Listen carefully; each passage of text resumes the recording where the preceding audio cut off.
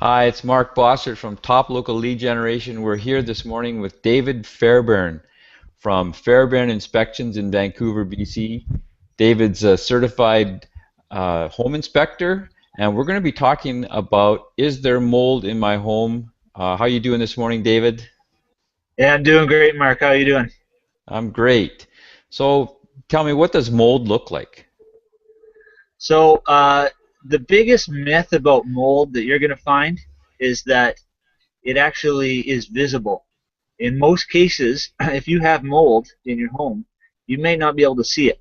And mold can grow on walls, it can grow on countertop, it can grow on any surface, but it may not be the fuzzy black stuff that you see on when you watch HGTV and everybody says, "Oh my God, here's some toxic black mold."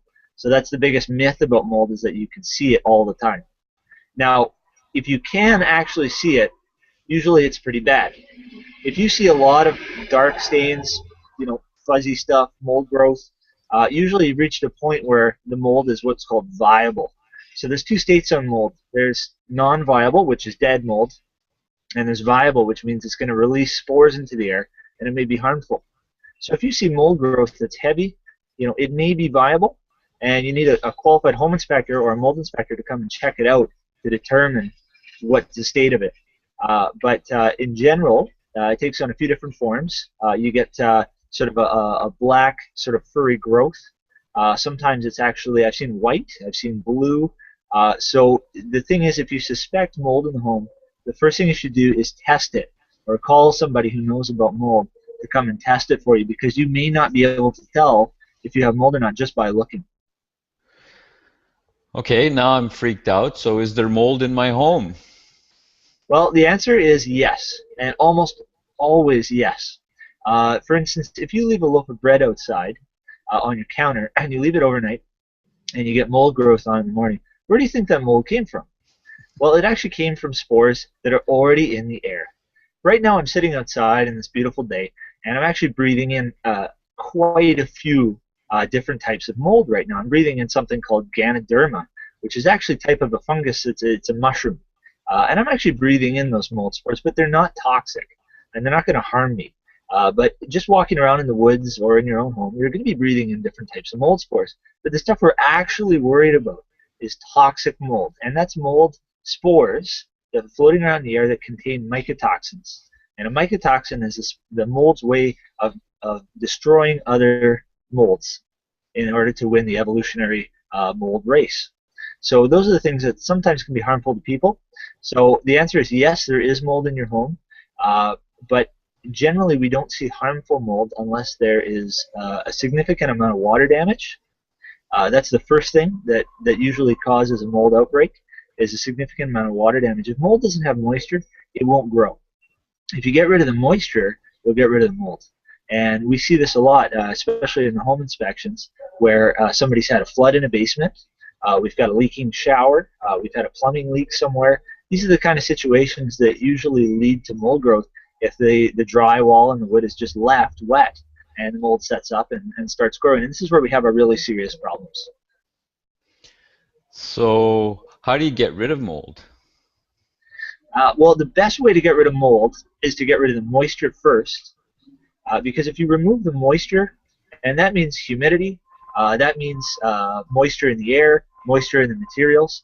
If you get rid of those things, the mold will basically die off. But you should remove all the material that's been affected. So if you have mold growth all over some drywall, you're going to need to remove that drywall and replace it. That's the best way to do it. It's just to dispose of the damaged product. Now, if you have, let's say, mold in an attic, it may not be prudent to just replace your entire roof.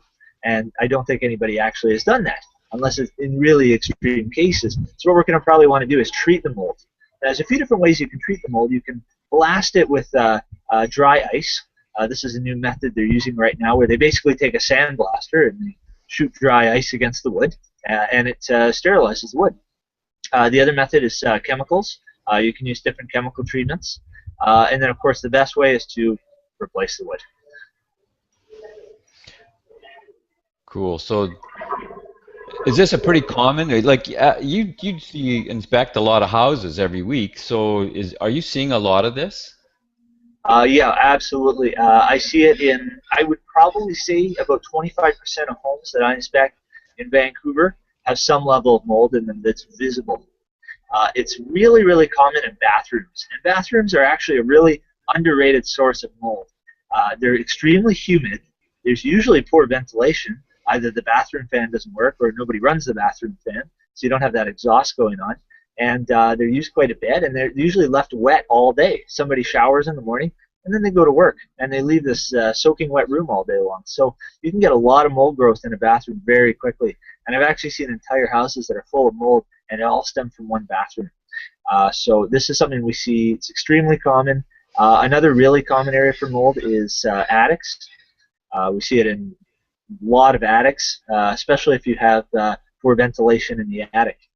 Another area we see it is where you've had a past flood or a leak, especially basements. Basements are a huge source of mold. So get it checked out. If you smell something funny, you might have a mold situation. Great. Thanks a lot, David. We've been talking with David Fairbairn of Fairbairn Inspections. You can reach him at 604-395-2795 or at fairbairninspections.com. He's got a ton of information on his website. Again, 604-395-2795. Thanks a lot, David. Have a great day. You too, Mark. Thanks. Bye.